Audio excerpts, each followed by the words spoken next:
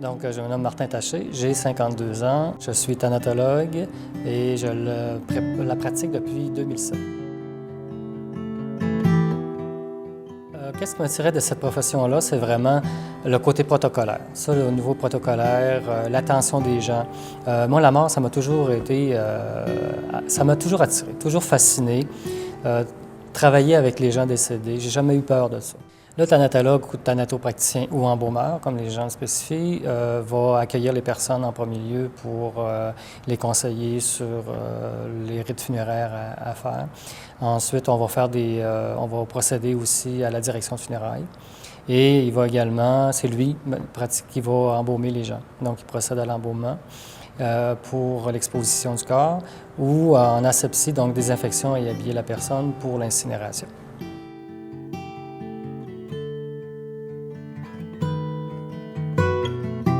On commence on reçoit le corps, on le dépose sur la table, on fait notre analyse cadavérique et après ça, on procède à la désinfection au niveau du corps, donc l'infection primaire, tous les orifices, tout ça. Une fois que c'est terminé, on place tous les traits faciales et après ça, on commence à préparer l'embaumement. Donc, on doit préparer en premier lieu notre fluide qu'on va mettre à l'intérieur du corps. Le fluide qui est formé de formaldéhyde majoritairement, avec des niveaux d'index. Les index, donc, c'est des index qui vont aller de 10 à 30. Donc, plus il est fort, plus ça permet de préserver le corps à ce moment-là. Ce qu'on va faire, c'est qu'on va injecter par l'artère carotide le fluide. Donc, le fluide va circuler dans tous les vaisseaux. Donc, à partir de là, le sang qui est dans l'intérieur des veines va être repoussé par la veine jugulaire. Au niveau des viscères qu'il faut faire aussi, il y a un traitement qui doit se faire. Donc, ce qu'on fait, c'est qu'on a un trocar qui est ici. C'est pas beau à voir, mais c'est ça permet à ce moment-là d'aller aspirer le liquide au niveau du corps. Donc, on fait une incision ici au côté du nombril et on va aspirer tout le liquide à l'intérieur des organes. On ne retire aucun organe. Contrairement à la légende urbaine, les gens pensent qu'on retire des organes, mais on ne retire pas d'organes. Et après ça, on prend le corps, on le dépose dans le cercueil et on va l'exposer selon le salon funéraire.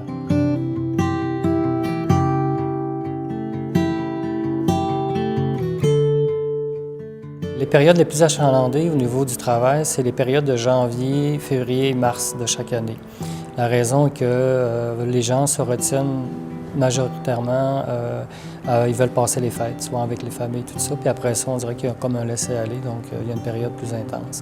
Cette année, par contre, on vit un facteur qui est vraiment différent des autres années.